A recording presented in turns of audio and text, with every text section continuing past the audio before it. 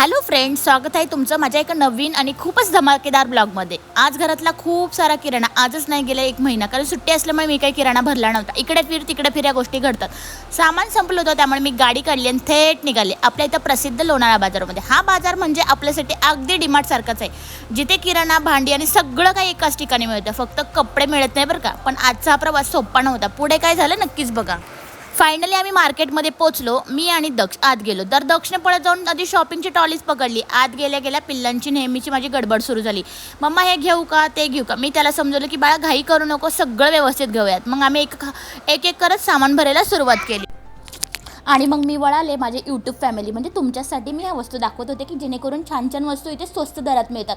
आता बघा ना, हे नॅपकिनच किती स्वस्त दरात आहे, अगदी 45-50 म्हणजे साईजनुसार भेटत होते। आणि त्यानंतर इकडे मोप, झाडू, ह्या गोष्टी बऱ्याच जणांना माहीत असेल लोणाळा बाजारात भेटतात, पण आज ज्यांना माहीत नाही या गोष्टी मी त्यांना सांगू इच्छिते की खरंच खूप छान आणि रिजनेबल रेटमध्ये या वस्तू इकडे बघायला भेटतात। आणि तुम्हाला घ्यायच्या असेल तर नक्कीच जावा लोणाळा बाजारमध्ये। तर इथे छोटे मोठे डस्टबिन पण छान अशा रिजनेबल रेटमध्ये अवेलेबल आहेत। तर माझ्या सर्व गृहिणींनी मैत्रिणींना मला सांगायचं आहे की किचन ऑर्गनाईज करण्यासाठी इथे प्लॅस्टिकचे कंटेनर्स खूप स्वस्त आहेत। हे बघा, अगदी 5-6 डब्यांचा सेट म्हणा, अगदी छोटे छोटे कंटेनर अगदी 100 रुपयापासून ते 250 रुपयापर्यंत मिळतात आहेत। आणि हे छोटे छोटे कंटेनर्स ते तर फक्त बघा ना, बास्केट म्हणा, अगदी छान छान। मी तुम्हाला इथे प्रत्येक प्रत्येक गोष्टीचे रेट दाखवलेले आहेत की हे डबे अगदी 100 रुपयापासून मिळत आहेत आपल्याला। आणि ह्याचा सेट आहे तो अगदी 120 रुपयाला। आणि हा 5 ते 6 डब्यांचा सेट आहे ना, तो अगदी 250 रुपयापर्यंत मिळतो आहे। आणि छोटे छोटे कंटेनर्स बघा ना, अगदी 3 ते 5 रुपयापर्यंत आपल्याला इथे छोट्या मोठ्या वस्तू ठेवायला कंटेनर्स भेटतात। आता छोटे डबे आपण ह्यात छोटे छोटे कानातले वगैरे अगदी 3 रुपयापासून 5 रुपयापासून आहेत। मस्त कंटेनर्स आहे, अगदी 100 रुपयाचा डब्बा बघा। यात अगदी अंडी म्हणा किंवा फ्रीजमधल्या भाज्या व्यवस्थित स्टोअर करू शकतो।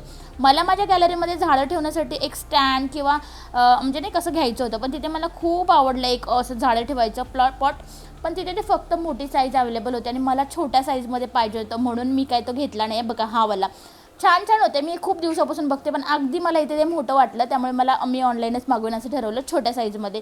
इथे छोटी साईज अवेलेबल नव्हती। पार्सलचे डब्बेसुद्धा अगदी होलसेल रेटमध्ये मिळतात बरं का हे।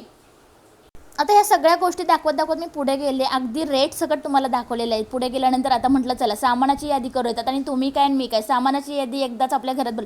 आता हा कुकरच बघा, अगदी स्टीलचा कुकर आहे आणि 1375 रुपयाला तो मिळणार आहे।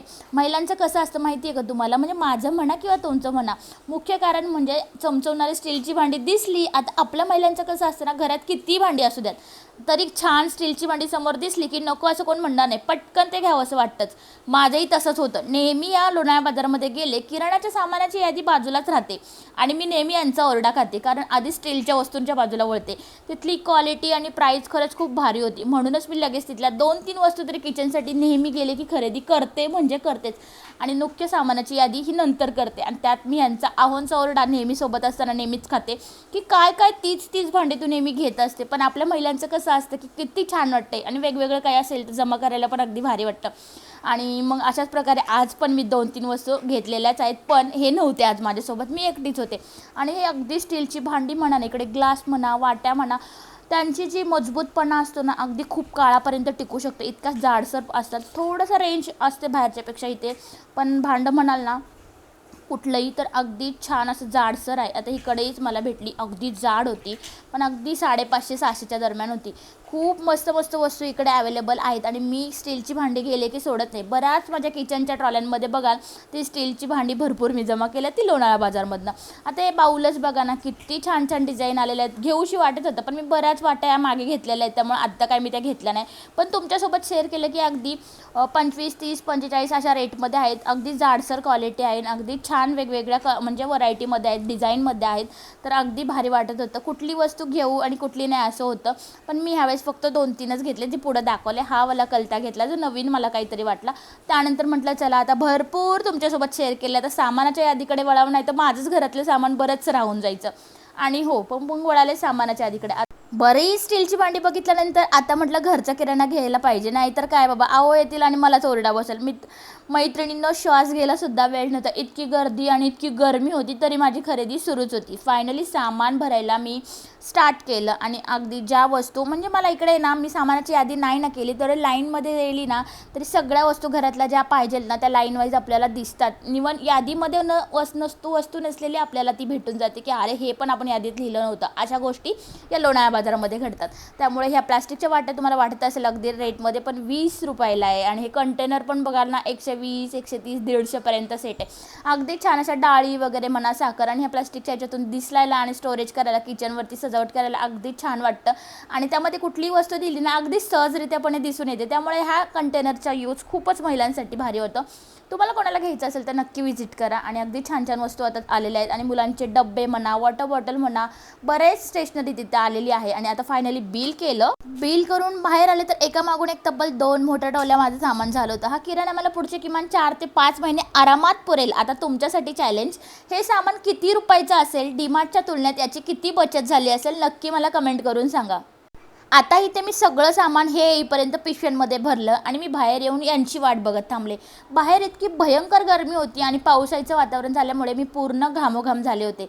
खूप वेळाच्या प्रतीक्षेनंतर फायनली त्यांची गाडी दिसली आणि माझा आनंद गगनात मावेनासा झाला. जीवात जीव आला हो. पण गाडीतून उतरल्या त्यांनी मला मी त्यांना बघितलं आणि त्यांना शिक्षा दिली. मी इतकं मोठं सामान भरलं आहे ना, खरेदी केली आहे ना, आता गाडीत भरायचं ते तुमचं काम आहे. त्यामुळे एवढे थकून, मग काय, एवढ्यात थकूनसुद्धा यांनी गाडीत माझं सामान भरून दिलं. मी 2 व्हीलर आणली होती, ते गेले सगळे 4 व्हीलरमध्ये, माझी 2 पिल्लं आणि मी निघाले 2 व्हीलर घेऊन माझ्या घराकडे. आता काहीच तुम्हाला ते एक मज्जा सांगते. मी ब्लॉग हा एडिट करते आणि त्यावेळेस माझं पिल्लू माझ्या शेजारी बसले आणि खरंच जी गोष्ट घडली ते मला म्हणते की मी सगळं काही सामान भरलं आणि 4 व्हीलरमध्येच बसले. पण 2 व्हीलर मी नेली होती ती मी विसरले होते. गाडीत बसल्यानंतर यांनी आठवण केली की अरे तू 2 व्हीलर आणली, मग काय पटकन जाऊन 2 व्हीलरमध्ये बसले. अशी तर गंमत. इतकं थकल्यानंतर विचार पण बधीर होतात. घरी येताच म्हटलं परत कुठं रिटर्न बाहेर जायचं, म्हणून येतानाच आज मस्त पावभाजीचा बेत होता. पाव घेऊन आले, पावभाजीची भाजी घेऊन आले. उद्या फ्रायडे असल्यामुळे भाजी थोडीच आणली होती. दुपारचा पुलाव असा पेंडिंग होताच. म्हटलं चला आज खूप थकलेली आहे, चेहरा तुम्हाला दिसतच असेल, घसा पूर्ण कोरडा झाला होता, म्हणून आधी पाणी घेतलं आणि लगेचच कडक चहा ठेवला. दुपारी मस्त पुलाव होता आणि केला होता. विचार केला होता की संध्याकाळी मस्त पावभाजी करायची, कारण भाजी आणली. इतक्या थकल्यानंतर वाटलं शॉर्टकट मारा, पण मुलांसाठी बेत अर्धवट नको सोडायला, म्हणून मी तयारीला लागले. नंतर त्रास नको म्हणून मी आधीच सगळं सामान कट करून घेतलं. टोमॅटो, कांदा, लिंबू सगळं काही रेडी करून ठेवलं. कांदा टोमॅटो लसूण पेस्टही करून घेतली. भाज्या कुकरला उकळायला लावल्या. कुकर होतोय तोपर्यंत तुम्हाला एक मस्त गोष्ट दाखवते. लोणावळा बाजारामध्ये मला एक नवीन चपाती भाकरी शेकायची नाही तर ती ठेवायची जाळी भेटली. अगदी 20 रुपयाला दिसली. जुनी जाळी खूप जळाली होती, म्हणजे इथे तिथे ठेवून, म्हणून नवीन घेऊन आले. ही जाळीला अगदी मी घेतली होती ना, तर 3 ते 4 वर्ष मी एकदा हळदी कुंकूला ह्या जाळ्या वाटल्या होत्या. तर मला स्टोर राहिल्या होत्या 2, तर त्या ठेवल्या होत्या. अगदी तुम्हाला माहिती आहे ना, किचनमध्ये कामं करताना थोड्या मोठ्या छोट्या गोष्टी चुक्या घडतातच आणि त्या सगळ्यांकडूनच घडतात. तर तसंच करता माझी ही चपातीची जाळी थोडीशी खराब झाली होती. म्हणजे नाही का, जळाली होती एक साईडनी आणि ती मलाच व्यवस्थित वाटत नव्हतं चपात्या शेकून झाल्यानंतर त्यामध्ये ठेवायला. तर ती अगदी खराब झाली होती. म्हटलं चला 20 रुपये आपले कुठे जात नाही, तर म्हटलं ही जाळी दिसली अगदी छान आणि 20 रुपये रिजनेबल रेटमध्ये मला ही जाळी भेटली. अगदी छान वाटलं म्हणून मी लगेच घेऊन टाकली. आणि बघा ना ही जाळीचं मी तुम्हाला दाखवते. थकलेला चेहरा असूनसुद्धा माझ्याकडे ही हॅप्पीनेस, कारण मला पाहिजे त्या वस्तू घेतल्या. अगदी ही जाळी घेतली. आता ह्या जाळीचं बघू काय करायचं, पण नवीन जाळी पहिले स्टोअर करून ठेवली. आणि चला तर मग आता मला माझ्या नंदेचा फोन आलेला आहे आणि स्वयंपाक करत असताना यांच्या गप्पा आणि माझ्या गप्पा चालूच असतात. तर तुम्हाला दाखवते. खूप साऱ्या गप्पा केल्यानंतर ही माझी नणंदबाई की जी मला ब्लॉगमध्ये मी तुम्हाला दाखवते आणि खूप साऱ्या गप्पा. दिवसातून 1 कॉल तर बनतो. काही नसलं तरी थोडंफार बोलायचं आणि ह्या कशा गप्पा करायच्या. म्हणजे गप्पा मारताच तिला कळलं होतं की मी ब्लॉग शूट करते. तर लगेच म्हटली मलाही तुझ्या ब्लॉगमध्ये घे, म्हणून तिलाही तुम्हाला माझ्यासोबत शेअर केलं. तर चला तिच्याशी बोलून मनाचा सगळा थकवा कुठे पळाला. गप्पा मारून झाल्यावर लगेचच पावभाजी करायला घेतली. भाजी मस्त चमचमीत तयार, फोडणी वगैरे देऊन तयार केली. तर लगेच तव्यावर भरपूर तूप सोडून गरमागरम पाव भाजून घेतले. सगळ्यांनी अगदी आणि आवडीने घरात म्हणजे वास सुटलाय पावभाजीचा असं सांगितलं. त्यामुळे माझा पूर्ण थकवाच निघून गेला. आणि गृहिणीला काय पाहिजे असतं अजून असंच काहीतरी कोणी कौतुक केलं तर अजून ती चार्ज होते. बॅटरी कशी चार्ज होते त्याप्रकारे मीही चार्ज झाले. आणि मस्त असं सगळ्यांना पावभाजीचा बेत आखून सगळेजणांनी छान असं जेवण आटोपलं. मग पुन्हा एकदा बसले होते मी. दुपारचं माझे जे काही सामान आणलं होतं ते मला म्हटलं मी उद्याचा दिवस पेंडिंग ठेवला, तर ते तसंच माझा दिवस त्यामध्येच जाईल. आत्ताच आटपून घ्यावं. अगदी सगळ्यांचं जेवण वगैरे झाल्यानंतर मी ते करायला बसले. अगदी पिशवीतून एक एक वस्तू तुम्हाला दाखवते. मी लापशी बघा लास्ट टाईम तुम्हाला ब्लॉगमध्ये दाखवली होती, आता एका व्हिडिओत दाखवली होती, ती पुन्हा आज आणली आहे. सोबत एक कॉफी पावडर, मुलांसाठी भरपूर छोट्या मॅगी आणि कपड्यांसाठी छान सुवास देणारा 200 ml चं कम्फर्ट लिक्विड आणलं आहे. मी इकडे सामान काढत होते तर पिल्लांनी अगदी साबण, नूडल्स आणि या सगळ्या गोष्टी एक साईडला लावून पुन्हा एकदा त्यांचं नवीन दुकान चालू करायचं ठरवलं. हे छोटं बघा कसं डान्स करतंय मागं, आणि मी कुठं माझी तयारी असते की पटपट कसं आवडते, पण त्यांच्यामध्ये पिल्लांची माझ्या लुडबुड चालूच होती.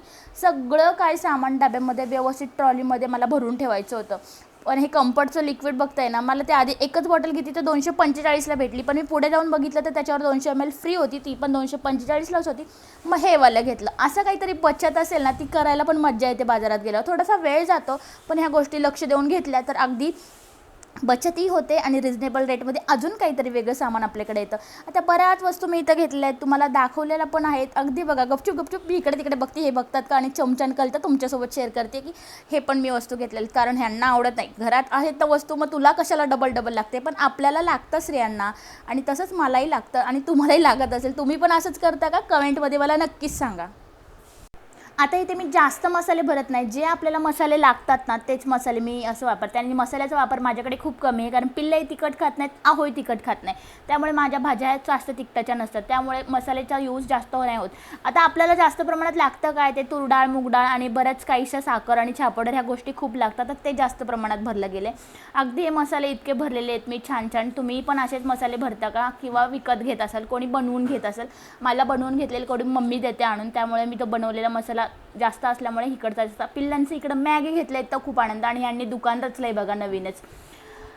मला लोणावळा बाजार कमी पडला म्हणून मी यांच्या दुकानात गेले की बाबा द्या मला डब्यामध्ये भरू द्यात, असं काहीतरी चाललं होतं. पण त्यांची लुडबुड काही संपतच नव्हती. कसं बसं त्यांचं लाडूगोडी लावून सगळं काही आवरून मी डब्बे सेट करून घेतले. सगळं सामान मी जे काय होतं ते व्यवस्थित डब्यांमध्ये लावून दिलं. लाईक डाळी वेगळ्या डब्यांमध्ये, सगळं काय वेगळं, म्हणजे सेट असं लावून देते की जेणेकरून मला तो पटकन इझिली सापडला पाहिजे. असे सगळे डब्बे मी सेट करून दिले. तुम्हाला माझी एक टिप सांगायची आहे, फास्ट किचन टिप. तुरडाळ मुगडाळ जे मी जास्त प्रमाणात असतात ना ते मी डब्यात ठेवते, पण काही खूप काळ मला ठेवायचे असतात ना ते थेट मी फ्रीजमध्ये वरती स्टोअर करते. माझ्या लग्नाला अगदी 10 वर्ष झाले, तेव्हापासून मी असंच करते. यामुळे डाळींना वर्षभर अजिबात कीड लागत नाही. तर डाळीच नाही तर मी रवा ठेवते, त्यामध्ये खोबऱ्याचा किस ठेवते, शेंगदाणे ठेवते. अगदी फायनली सगळं काय म्हणजे अशा गोष्टी ठेवते की जे खूप काळ टिकू शकतात. आणि माझ्या वस्तू आजपर्यंत खूप महिने राहिले पण अगदी खराब नाही झालेल्या, तशाच्या तशा राहिलेल्या.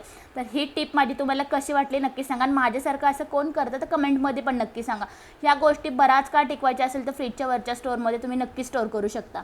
चला तर मग आता माझं हे काम चालूच राहिलेलं. आता फायनली सगळे झोपून गेलेत, रात्रीचे वाजलेले 1-1:30, आणि माझं सगळं किचन असं चकचकाट क्लीन करून झाले. आणि कामाला लागलो ना की कसं झटपट काम उरकून टाकते की काय विचारूच नका. आता मात्र प्रचंड थकवा जाणवतोय आणि डोळ्यात अगदी झोप आहे. तर मैत्रिणींनो, हा मोठा ब्लॉग इथेच एंड करते. 2 टोल्यांच्या बिलाचा आकडा कमेंट करायला विसरू नका. ब्लॉग आवडला तर नक्कीच लाईक करा, चॅनलला सबस्क्राईब करा. भेटूयात उद्याच्या ब्लॉगमध्ये, उद्याच्या व्हिडिओमध्ये नव्याने. तोपर्यंत बाय बाय. इथेच ब्लॉग एंड